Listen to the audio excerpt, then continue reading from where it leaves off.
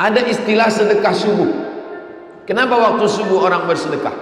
Sebab pada waktu subuh awal hari Allah kirimkan dua malaikat. Apa kata malaikat yang pertama? Allahumma ati munfiqan khalafa. Orang yang bersedekah ini bagi dia ganti.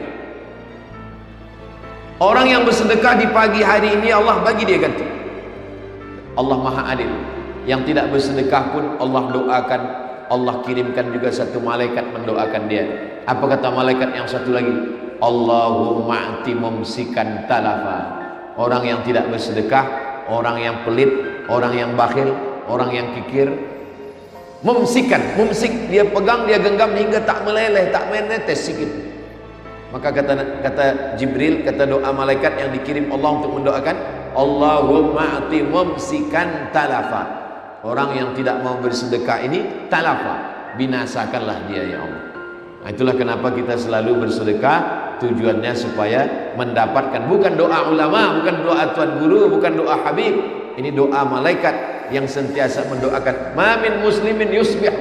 Setiap orang yang terjaga di waktu subuh, maka dia dapat doa malaikat, Allahumma a'ti munfiqan khalafa. Yang satu lagi, Allahumma a'ti mumsikan talafa. Mudah-mudahan kita hanya mendapatkan doa yang kebaikan-kebaikannya saja. Assalamualaikum warahmatullahi wabarakatuh. Bapak ibu, abang kakak adik, jamaah, sahabat dimanapun berada, di tanah ini kita akan bangun kelas. Satu lantai ini ada 4 kelas. Ke atasnya insya Allah 4 lantai. Karena itulah yang paling tinggi anak-anak bisa naik ke atas. Ma'had Az-Zahra, pondok pesantren tahfiz Al-Quran. Mari kita support pembangunan kelas Ma'had Az-Zahra melalui nomor rekening 767 77 77 227. Sekali lagi 767 77 77 227. Atas nama Pendidikan Haji Rohana, nomor rekening BSI Bank Syariah Indonesia. Nomor 767 77 77 227. Atas nama Pendidikan Haji Rohana. Niatkan untuk almarhum almarhumah. 1 2 3 sak semen, batu bata, kerikil, kosen, pintu sampai pahalanya. Karena anak-anak penghafal Quran belajar di sini petang, siang dan malam, mengalir pahalanya sampai hari kiamat insyaallah. Barakallahu fikum. Allah memberkahi rezeki Bapak Ibu semua. Wassalamualaikum warahmatullahi wabarakatuh.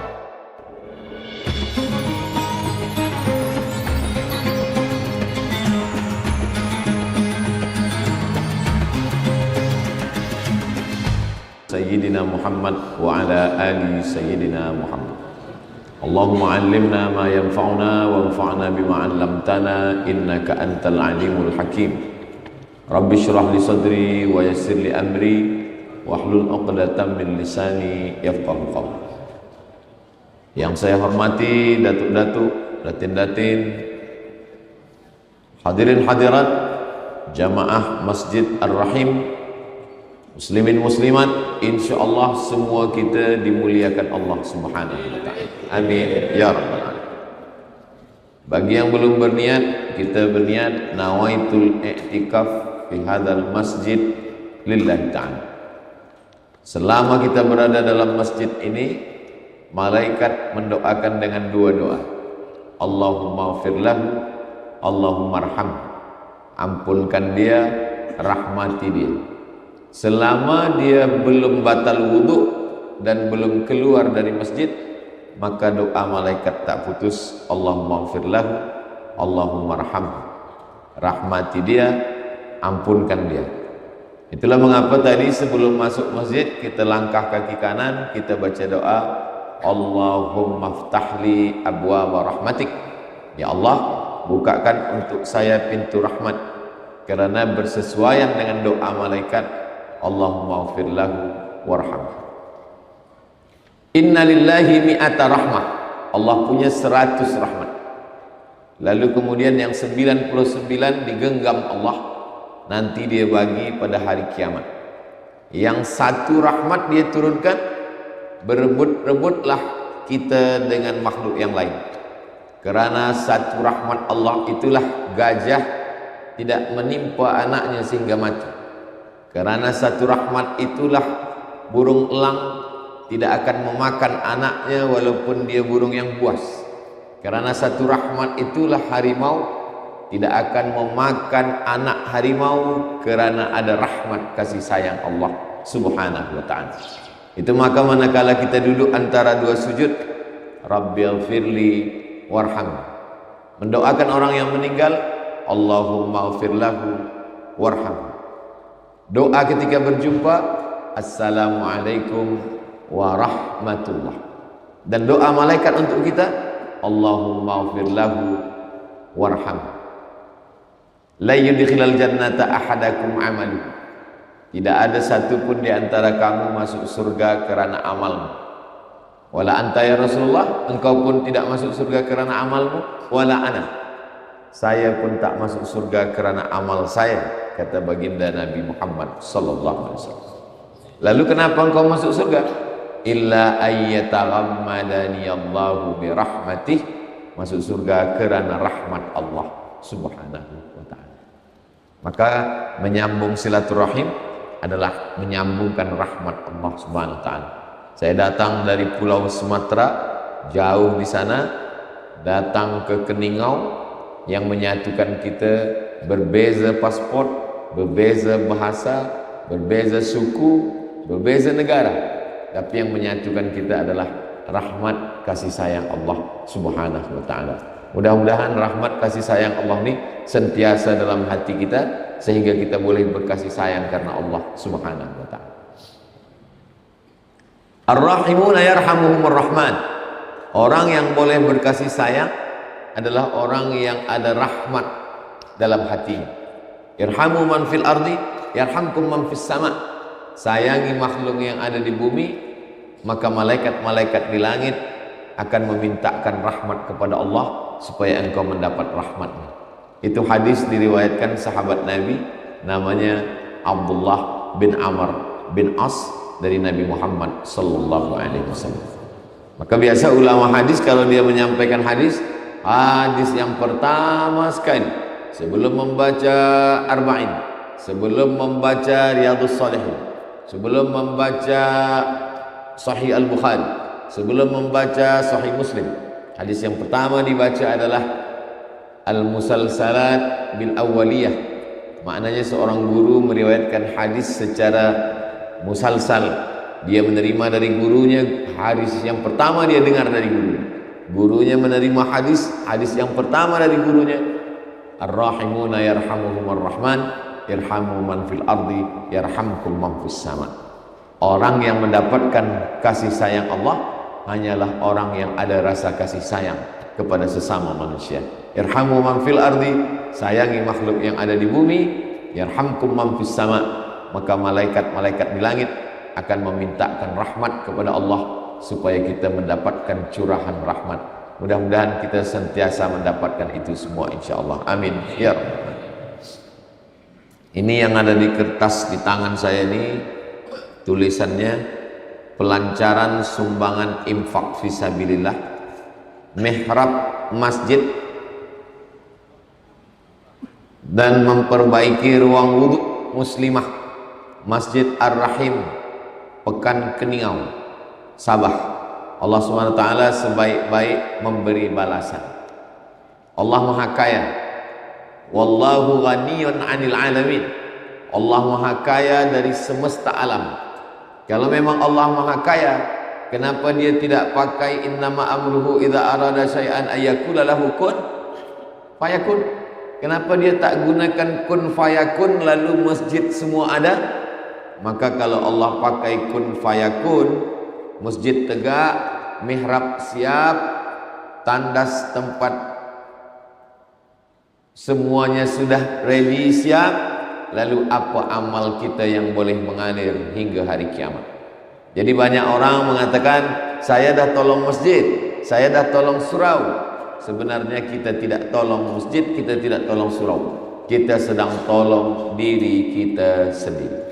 Jadi itu yang pokok pangkal yang pertama kali mesti kita betulkan dalam pikiran kita.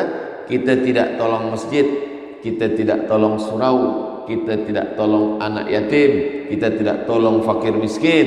Karena ada tak ada kita, masjid tetap tegak. Kita tolong ataupun kita tolong, masjid tetap ada. Sampai hari ini tak ada masjid yang tumbang, tak ada masjid yang lapuk, semua tegak berdiri. Kita sebenarnya sedang menolong diri kita sendiri di hadapan Allah Subhanahu wa ta'ala. Mindset kita mesti kita luruskan. Sebab kalau tidak, kalau kita tolong masjid itu jadi, kita akan mengatakan kalau saya tak ada masjid tak jadi. Muncullah apa namanya ujub. Ujub artinya i'jabul mar'i binafsihi. Orang merasa ujub terhadap dirinya. Maka pokok pangkal yang pertama sebelum kita berwakaf, sebelum kita berinfak, sebelum kita bersedekah, saya bukan tolong masjid, tapi saya sedang tolong diri saya, kerana semua yang saya miliki ini akan tinggal. Maka kata Nabi SAW, kamu lebih sayang harta anak kamu daripada harta kamu sendiri. Kata sahabat, kami lebih sayang harta kami. Tidak. Kata Nabi, kamu lebih sayang harta anak kamu daripada harta kamu sendiri. Kata sahabat, kami sayang harta kami. Tidak. Kata Nabi, kamu lebih sayang harta anak kamu daripada harta kamu sendiri. Apa maksud cakap Nabi? Sebab semua yang kita miliki itu bila kita mati tinggal untuk anak kita. Rumah untuk anak, kereta untuk anak, kebun untuk anak, duit, semua yang tinggal untuk anak. Yang untuk kita, itulah yang kita masukkan ke dalam kotak infak, sedekah, itu sajalah yang kita bawa mati. Maka kata Nabi, kamu lebih sayang harta anak kamu daripada harta kamu sendiri. Karena harta kita sendiri yang kita bawa mati tak seberapa. Yang lebih banyak kita tinggalkan adalah untuk anak-anak kita. Ada seorang ulama sedang menengok orang sakit. Menengok orang sakit, ada lilin hidup. Lilin menyala hidup. Kemudian orang yang sakit tadi sakratul maut menghembuskan nafas yang terakhir, innalillahi wa inna ilaihi raji'un. Ulama tadi terus menghembus lilin, memadamkan, mematikan lilin. Padam lilin, gelap semua. Kata tetamu, ada orang meninggal, kita perlu lampu yang terang, kita nak takziah, kita nak baca yasin, kita nak tahlil. Kenapa ada orang mati kamu padamkan lilin? Kata ulama yang dekat lilin tadi, waktu dia hidup tadi, semasa dia hidup tadi, lilin ini punya dia. Tapi begitu ruh dia keluar dari jasad, sekarang lilin ini sudah punya anak dia. Dan kita belum minta izin ke anak dia untuk menyalakan lilin ini. Apakah mereka izin atau tidak? Maka saya takut syubhat memakai harta orang belum izin. Itulah kenapa saya padamkan lilin. Sebab 1 second, 1 detik ketika nyawa keluar dari jasad, maka terlepaslah semua milik kita. Dia tidak lagi punya kita. Lilin yang tadi punya kita menyala hidup, tapi ketika ruh keluar dari jasad, kita mesti padamkan itu lilin. Sebab dia bukan lagi milik kita, tapi sudah milik anak-anak kita. Dan ulama tidak mau memakai lilin kerana anak-anak almarhum belum memberikan izin. Tapi bila anak-anak ditanya, hai semua anak ahli waris, izinkah kamu bila lilin ini diguna hidup kembali? Kata mereka, kami izin. Barulah boleh dinyalakan lagi. Itulah kenapa banyak orang tidak mau datang tahlil. Sebab apa? Nanti bila dibagikan minum, dia takut minuman ini harta warisan yang belum dibagi. Bila dibagi makanan, dia takut makan, rupanya makanan ini adalah harta warisan yang belum dibagi. Maka satu daripada keluarga ahli waris bagikan iklan kepada semua hadirin hadirat yang berhadir, ini air minum dan makanan semua yang ada dah sedia. Ini bukan harta daripada warisan yang belum dibagi. Jangan kamu takut, jangan kamu segan. Ini adalah sedekah daripada anak-anaknya, supaya tetamu tidak ada berat hati, susah hati, dan tak sedap hati untuk minum dan makan. Bahkan di rumah itu pun, rumah itu tidak lagi punya almarhum. Lantai rumah itu sudah menjadi milik ahli waris, dan mereka belum berbagi lagi. Bila kita bertamu ke rumah orang, assalamualaikum, idza sta'zana ahadukum thalathan, kalau kita minta izin 3 kali, falam yu'zan, tak ada izin, falyarji, baliklah pulang ke rumah. Sekarang kita dah minta izin 3 kali, dan rupa-rupanya rumah ini masih lagi musyarakah, berserikat, berkongsi. Istri dapat 1/8, Anak lelaki dapat 2 bagian, anak perempuan dapat 2 bagian. Dan mereka belum berbagi. Lantai yang kita duduk punya istri kah, punya anak lelaki kah, punya anak perempuan. Air minum yang akan kita minum, apakah ini punya istri, punya anak lelaki atau punya anak perempuan. Makanan yang disuguhkan, yang jamuan malam, kita pun belum tahu. Itulah kenapa 1 dari 2 memberikan kata alu-aluan sambutan kepada semua hadirin hadirat yang datang, membacakan Yasin, Al-Fatihah, Qul Al-Falaq, An-Nas, bertahtim, bertahlil, berzikir semua. Ini adalah sedekah daripada ahli waris, sehingga tetamu pun makan jamuan dengan senang hati, tak ada rasa berat dalam hatinya. Begitu bahwa kita tidak punya apa-apa. Meninggal pukul 8 malam, jenazah diletakkan di tempat bilik tamu. Tidak ada orang yang mati pukul 8 malam, jenazahnya tetap dalam bilik kamar istri dia.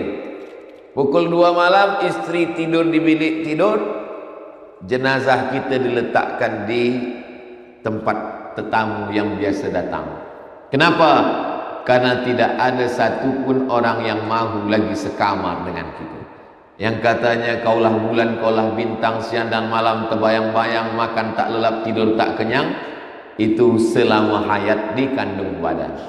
Selepas ruh keluar daripada jasad, itu hanyalah setakat bertanam tebu di tepi bibir, manis di ujung lidah, hanya tinggal kenangan saja. Dia hanya menunggu kita. Walladzina yatawaffawna minkum, suami-suami yang meninggal dunia, wa yadharuna azwajan, istrinya menunggu, arba'ata ashhurin wa ashra, 4 bulan 10 hari. Selepas 4 bulan 10 hari, dia pun akan dipinang oleh suaminya yang baru. Selepas itu say goodbye. Tapi jangan tazkirah petang ini membuat tuan balik ke rumah tidak lagi mesra, tidak lagi ada kata-kata cinta. Saya hanya ingin mengingatkan bahwa perjalanan sesaat di atas dunia kita yang kekal abadi, kata Nabi sallallahu alaihi wasallam, yatsba'ul mayyita thalathun, ada 3 yang mengiringkan jenazah. Ramai. Ustaz Abdul Somad kalau mati meninggal dunia, ramai orang akan mengiringkan. Kata Nabi tidak. Yang mengiringkan hanya 3 saja. Yang pertama, maluhu, hartanya. Kereta, motosikal, selimut, kain, ikut mengiringkan, tapi tak sampai masuk ke dalam. Lama hidup banyak dirasa, jauh berjalan banyak ditengok. Saya sudah menengok kuburan orang Islam di Mesir, saya tengok kuburan orang Islam di Maghribi. Sampai saya 2-3 hari ada orang meninggal, saya tengok kuburan. Belum pernah menengok kereta masuk kubur lagi. Semua tinggal tempat parking. Yang kedua, ahluhu, istri, anak, cucu, menantu, semuanya tinggal. Lambat sembahyang gara-gara anak, anak tak ikut mati. Tak sembahyang gara-gara bini, bini pun diambil orang lain. Tak puasa gara-gara suami, suami pun belum mati pun dah diambil orang. Yang senyum yang belum berbini pula. Apa yang akan kita bawa mati? Kata Nabi SAW, harta tinggal, keluarga tinggal. Wa yabqa wahidun, yang tinggal hanya 1. Apa dia? Wa amalu, amal. Salat, amal. Baca Quran, amal. Salawat, amal. Istighfar, amal. Tahlil, amal. Sedekah, amal. Haji, amal. Jihad, amal. Tapi di antara semua amal ini, ada satu amal yang disebut Allah dalam Al-Quran. Manakala semua orang yang mati itu ditanya Allah Ta'ala, hai orang yang mati, apa amal yang kamu mahu kalau aku hidupkan lagi? Mereka semua menjawab, laula akhartani ila ajalin qarib, kalau engkau bagi aku hidup sekejap saja, fa as-saddaqa, kami mau bersedekah, saya mahu bersedekah ya Allah.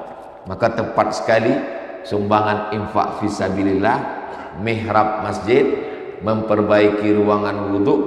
Mihrab masjid memperbaiki ruangan wudhu. Mihrab masjid 5 kali imam sembahyang di mihrab, subuh, zuhur, asar, maghrib, isya, tarawih, tahajud, witir, idul fitri, idul adha, istisqa minta hujan, kusuf gerhana matahari, khusuf gerhana bulan.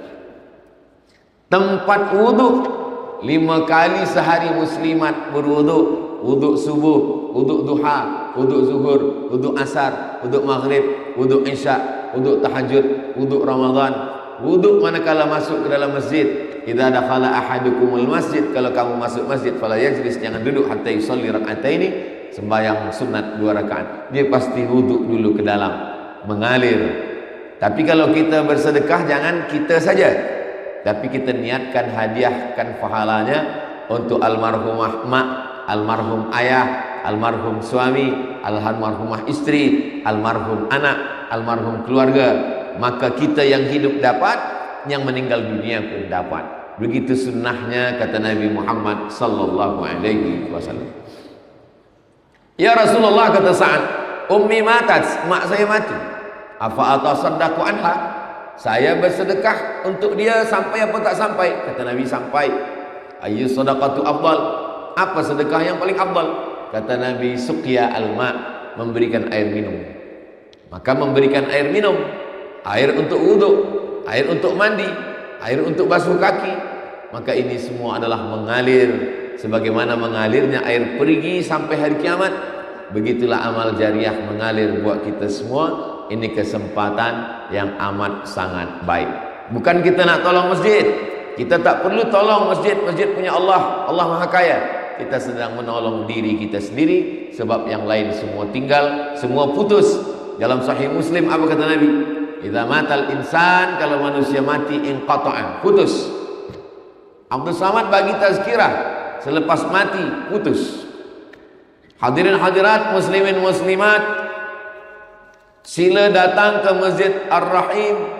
Tazkirah akan disampaikan oleh almarhum Abdul Samad. Tak ada lagi orang datang. Orang datang manakala kita masih hidup. Tazkirah semuanya putus.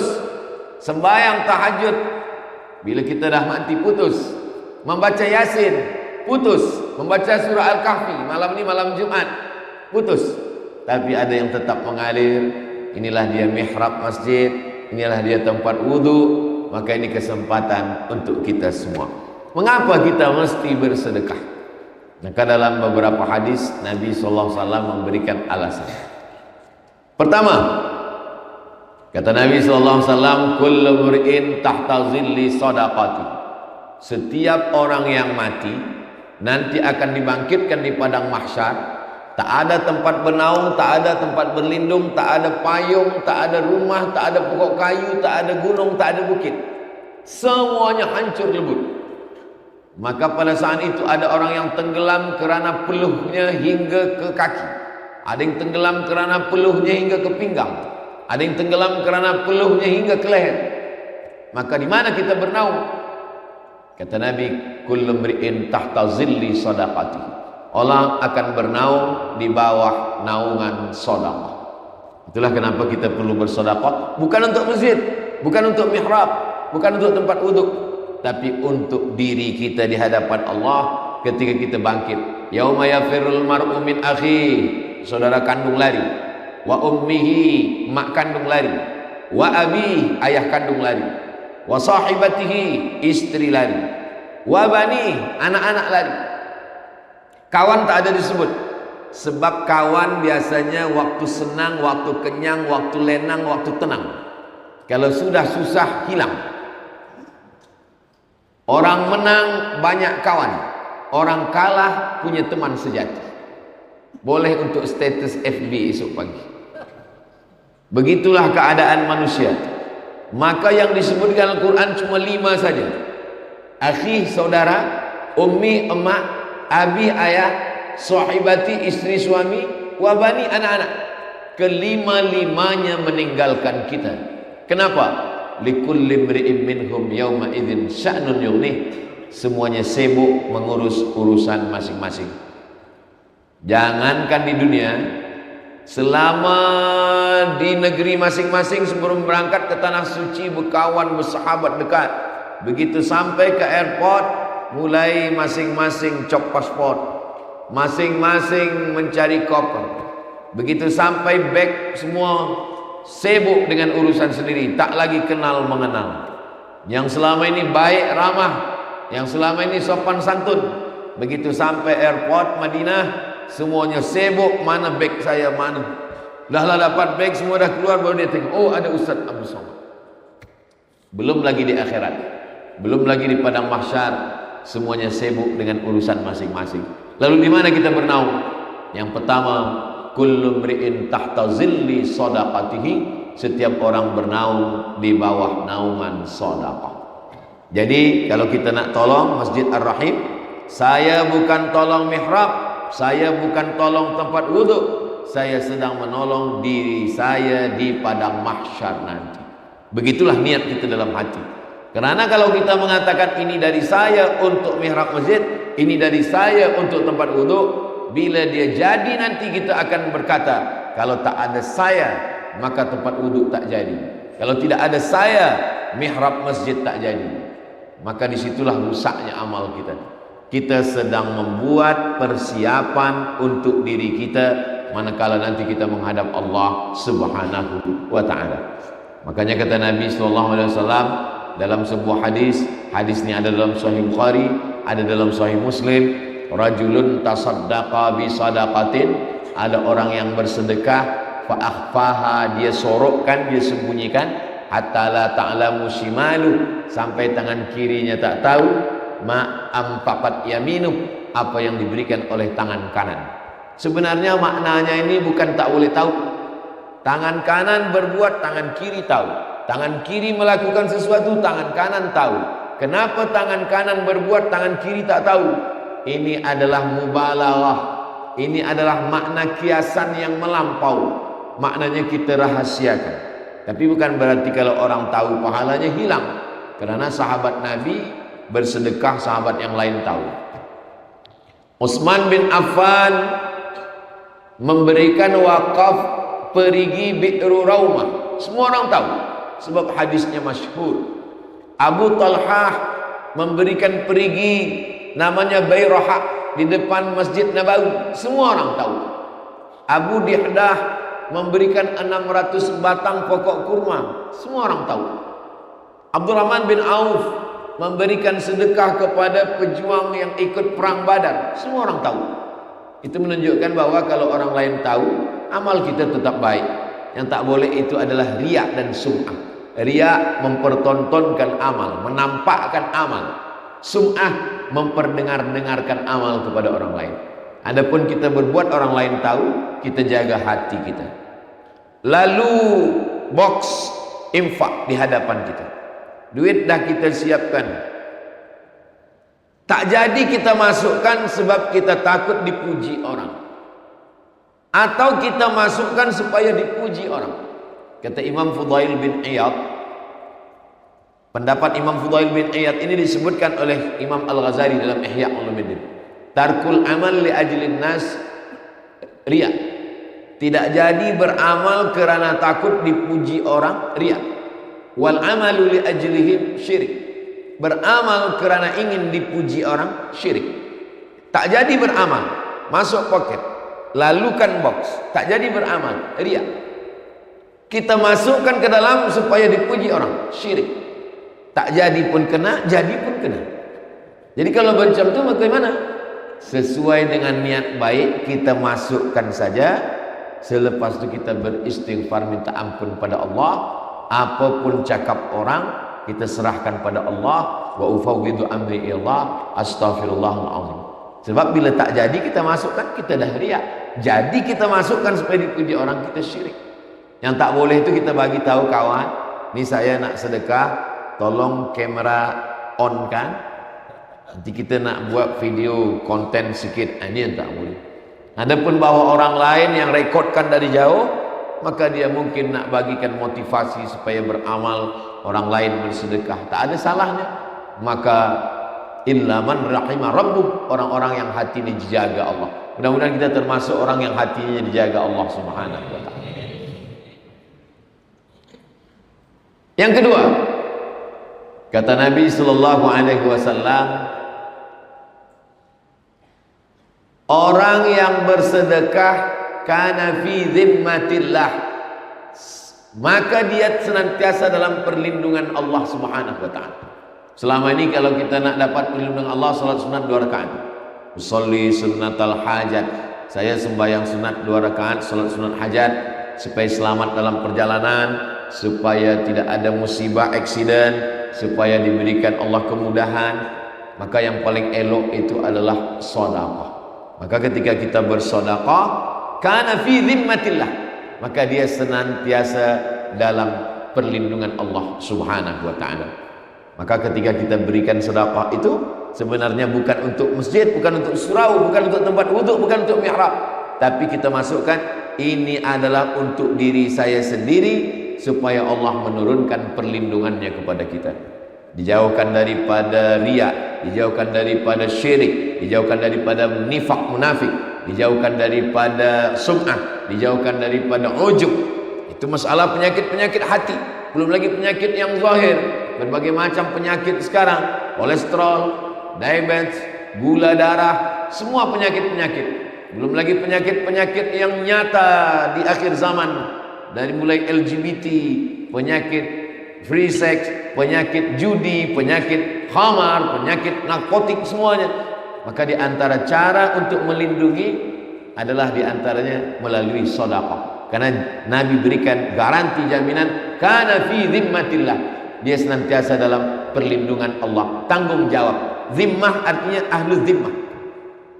Misalkan saya seorang khalifah, ada orang tak Islam.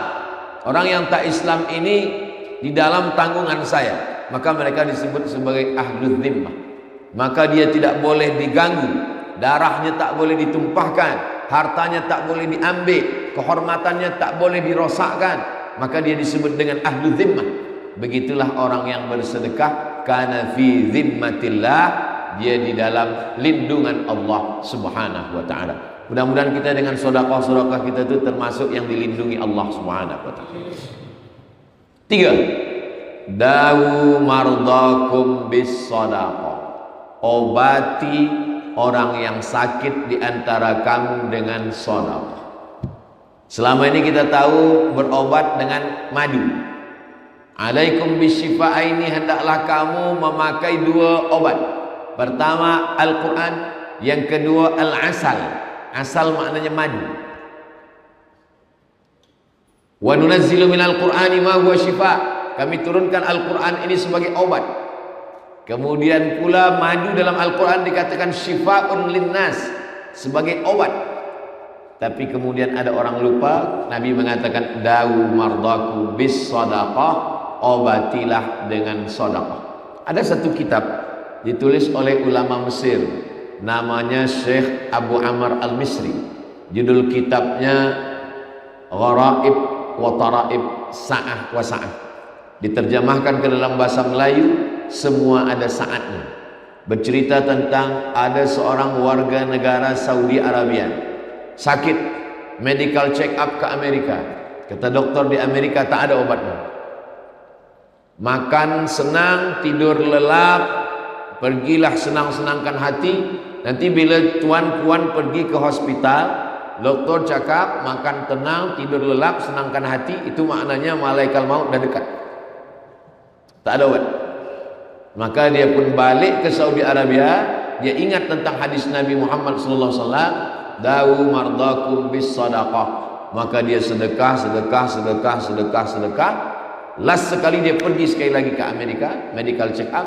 Kata doktor, kami dah tengok awak sihat wal afiat, penyakit semua hilang.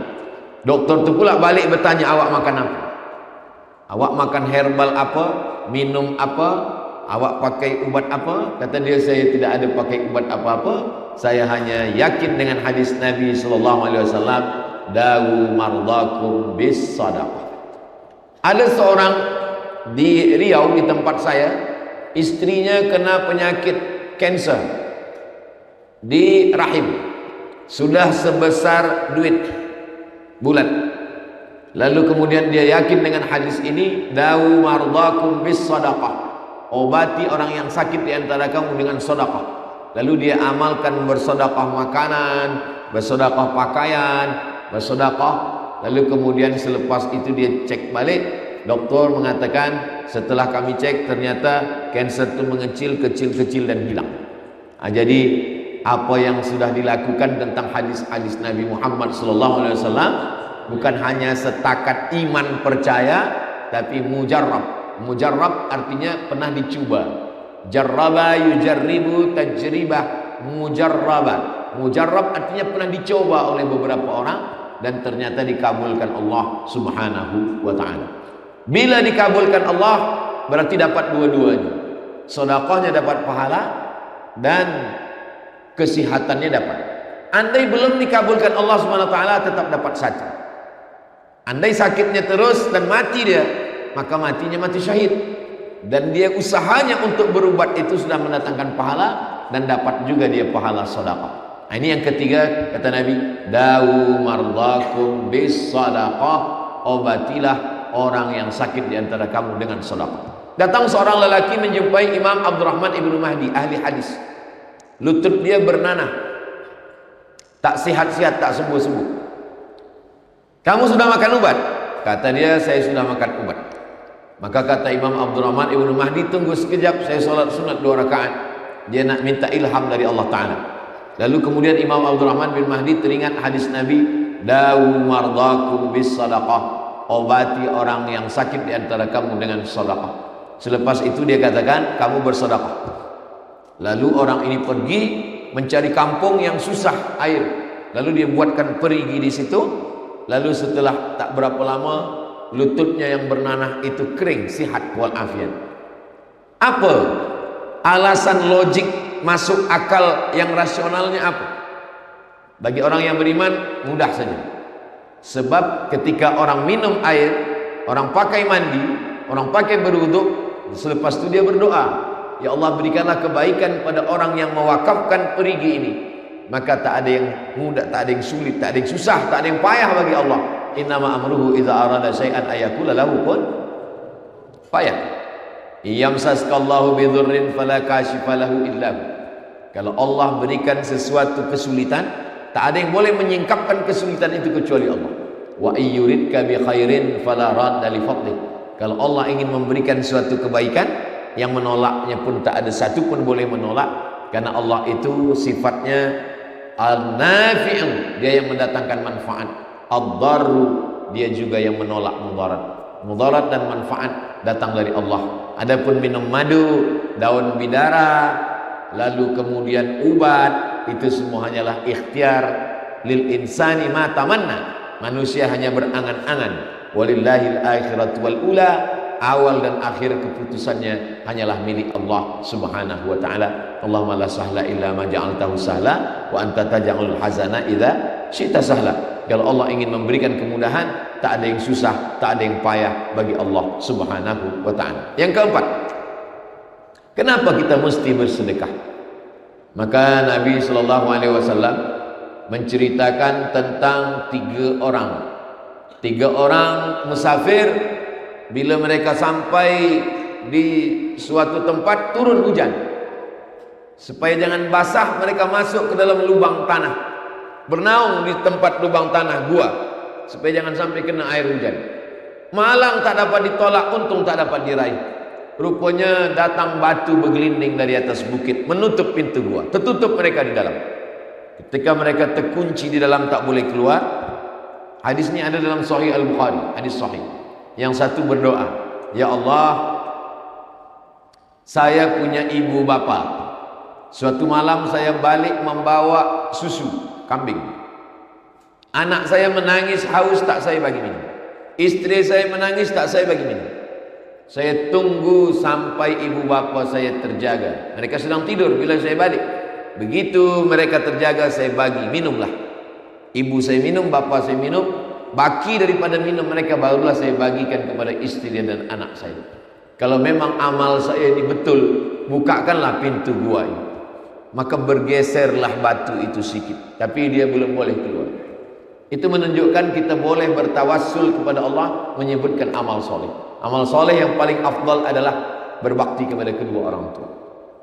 Orang yang kedua berdoa, ya Allah, saya punya sepupu perempuan dan saya jatuh cinta kepadanya. Hampir kami melakukan perbuatan zina. Ketika orang tidak ada, kami tinggal berdua, dan saat itu datang rasa takut saya kepada Engkau. Maka saya memohon kepadamu ya Allah, dengan rasa takut yang ada dalam hati ini, bukakanlah pintu gua ini. Maka batu itu pun bergeser, terbuka.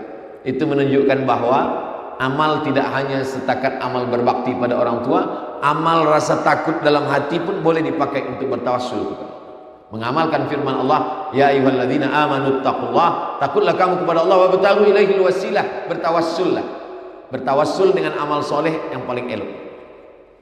Orang yang ketiga berkata, saya punya seorang pekerja.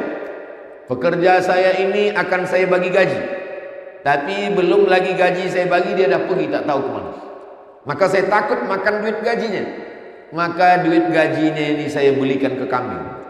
Kambingnya ini beranak pinak, banyak kambing. Selepas beberapa tahun dia datang. Lalu saya panggil pekerja saya ini. Kamu dulu bekerja dengan saya? Iya. Gaji kamu belum sama ambil? Belum. Gaji kamu dulu saya belikan banyak ini. Inilah dia kambing semua ini punya kamu. Ambillah dia. Pekerja saya itu mengambil kambing itu semuanya. Satu pun tak ada dia tinggalkan. Habis semua. Kalau memang amal ini ikhlas kerana Engkau ya Allah, bukakanlah pintu gua ini. Terbuka. Jadi tiga orang ini bertawassul kepada Allah dengan tiga amal. Berbakti kepada orang tua, takut kepada Allah, dan sedekah kambing kepada orang yang sudah tidak mengambil gaji. Ini dalil bahwa kita boleh berdoa kepada Allah dengan menyebut tawassul. Ya Allah, berkat sedekahku kepada tempat wuduk muslimah Masjid Ar-Rahim, berkat sedekahku kepada mihrab Masjid Ar-Rahim, maka mudahkanlah kesehatan, mudahkanlah pekerjaan, mudahkanlah fikiran, mudahkanlah dari kesulitan, jauhkan daripada lilitan hutang piutang riba, mudahkanlah jodoh. Boleh bertawassul kepada Allah dengan menyebut amal, dan hubungan kita hanya kepada Allah. Kita tak sebut kepada manusia, kita sebut hanya kepada Allah. Dia tidak termasuk dalam riya, dia tidak sum'ah, kerana yang tahu hanya kita dengan Allah Subhanahu wa ta'ala. Itulah makna ayat ya ayyuhalladzina amanu, hai orang yang percaya kepada Allah, ittaqullah, takutlah kepada Allah, wabtaghu ilaihil wasilah, maka bertawassullah. Bertawassul yang paling elok sekali adalah bertawassul dengan amal soleh. Banyak orang bertawassul dengan Nabi Muhammad, bertawassul dengan Syekh Abdul Qadir Al-Jilani, bertawassul dengan Imam Syafi'i, bertawassul dengan malaikat-malaikat. Baik, tak salah, tapi masih ada ikhtilaf. Adapun bertawassul dengan amal soleh, maka tiada ikhtilaf di dalamnya sama sekali. 5. Ada istilah sedekah subuh. Kenapa waktu subuh orang bersedekah? Sebab pada waktu subuh awal hari Allah kirimkan dua malaikat. Apa kata malaikat yang pertama? Allahumma ati munfiqan khalafa. Orang yang bersedekah ini bagi dia ganti. Orang yang bersedekah di pagi hari ini Allah bagi dia ganti. Allah Maha Adil. Yang tidak bersedekah pun Allah doakan, Allah kirimkan juga satu malaikat mendoakan dia. Apa kata malaikat yang satu lagi? Allahumma ati mumsikan talafa. Orang yang tidak bersedekah, orang yang pelit, orang yang bakhil, orang yang kikir, mumsikan, mumsik, dia pegang, dia genggam hingga tak meleleh, tak menetes sikit.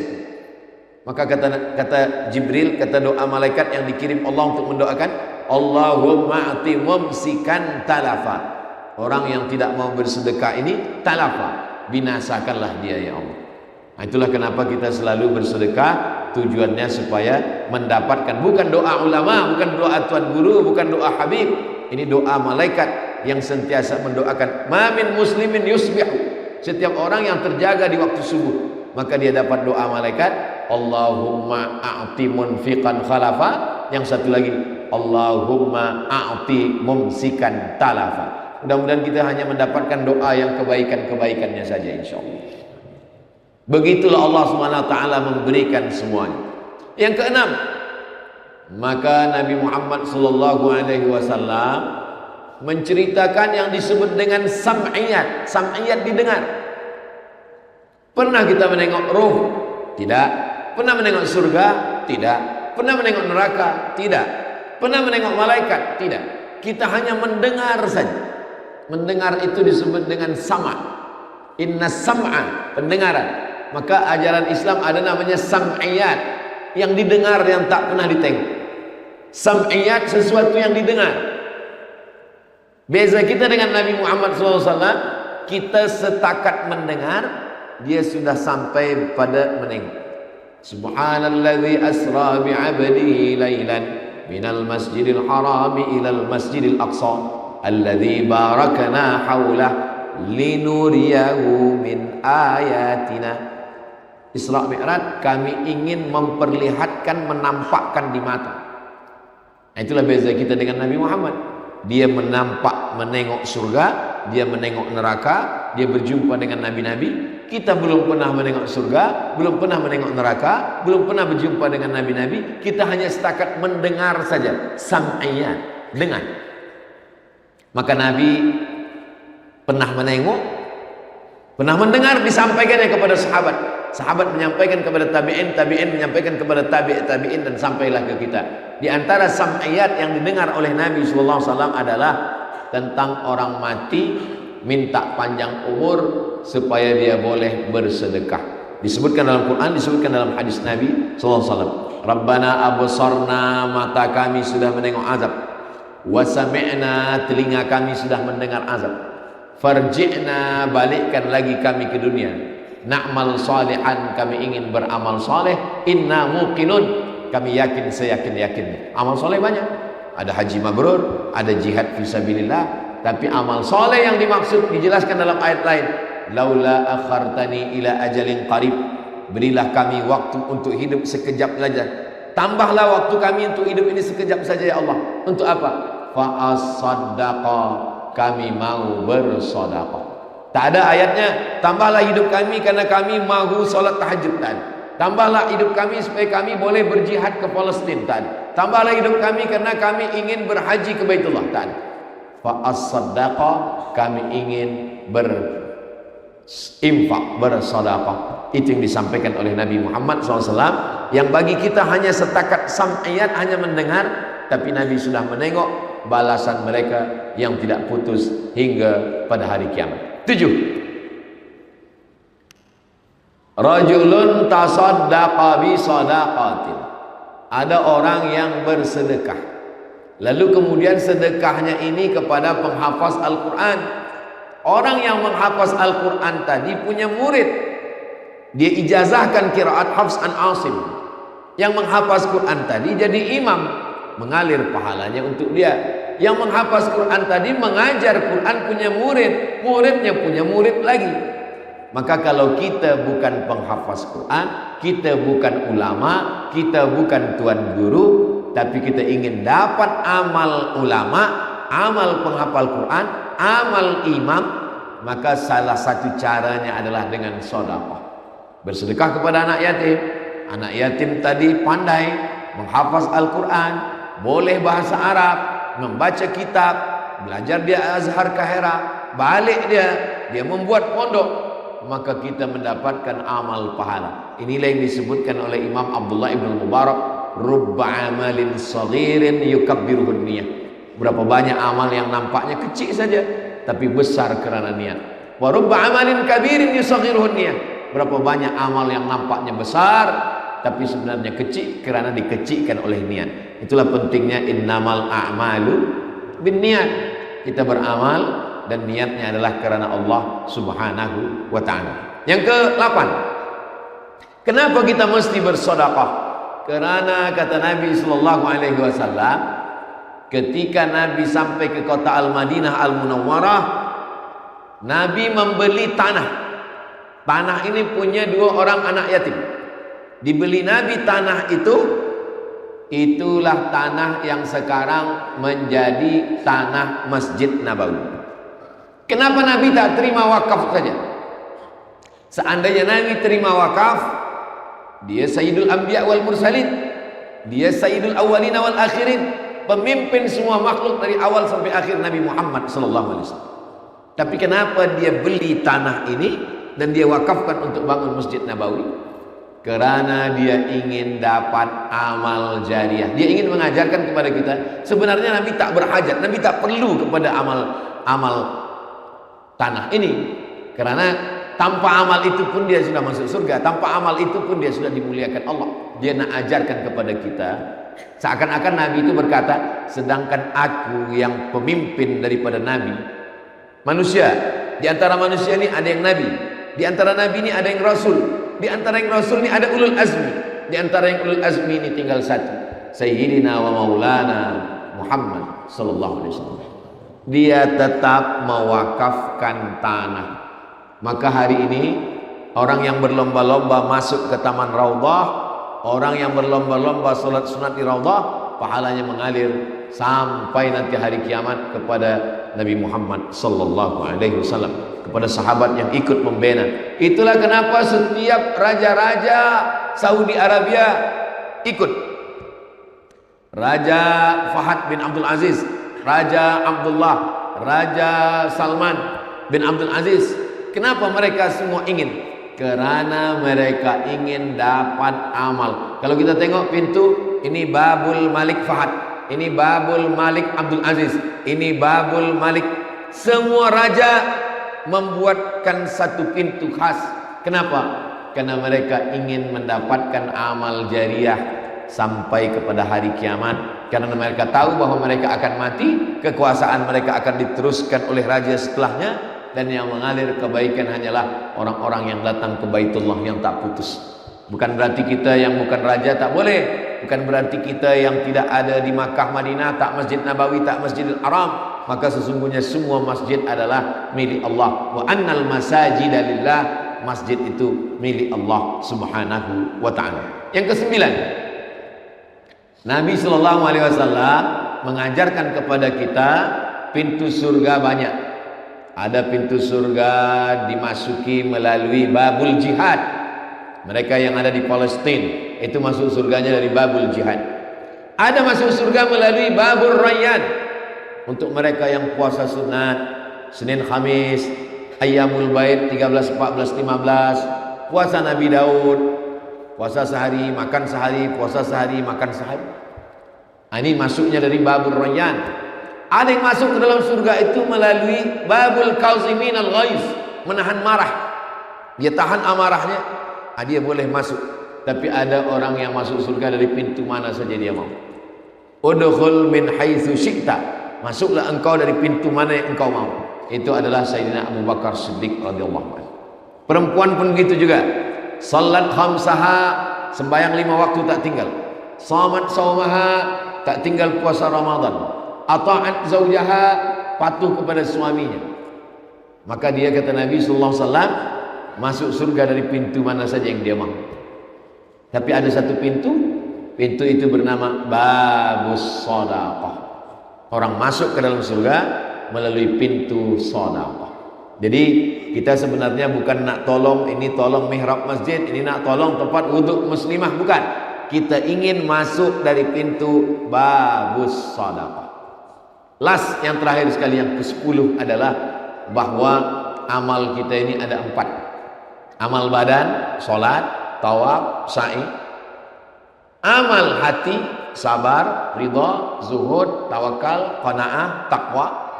Amal lisan, tasbih, tahmid, takbir, tahlil, zikir, sholawat, baca Quran. Amal harta, amal harta yang paling banyak, zakat, wakaf, infak, sedekah, wasiat, hibah, ghanimah. Zakat, wakaf, infak, sedekah, wasiat, hibah, ghanimah. Maka di antara amal-amal ini, kalau boleh 4-4-nya kita laksanakan, alhamdulillah. Kalau tak boleh 4-4-nya, maka yang paling ringan adalah zikir. Tapi kalau kita punya, maka kita laksanakan amal harta, amal badan, amal hati, amal lisan, amal harta. Keempat-empatnya alhamdulillahirabbil alamin. Tadi saya mulakan pada pukul 2, sekarang pukul 3 kurang 5 menit, lebih kurang 60 menit. Itulah yang dapat saya sampaikan tentang keutamaan-keutamaan sedekah yang diajarkan Nabi Muhammad SAW melalui hadis-hadis Rasulullah SAW. Mudah-mudahan selepas tazkirah ini selesailah mihrab dan tempat wudhu muslimah insyaallah. Kalau selesai alhamdulillah, kalaupun tak selesai innalillah. Karena semua kita usahakan, kita ikhtiarkan, disitulah akan nampak mana mudahnya menyampaikan tazkirah dengan amal ibadah yang boleh kita bawa sebagai bekal menghadap Allah Subhanahu wa taala. Di akhir majelis petang, mari kita sama baca berdoa kepada Allah Subhanahu wa taala, mudah-mudahan Allah lapangkan rezeki kita supaya kita boleh beramal dengan amal sedekah, dan bagi yang sudah bersedekah mudah-mudahan diberikan Allah keikhlasan, keistiqomahan, dan kita semua mati dalam keadaan husnul khatimah. Ala hadhihi niyah al-Fatihah.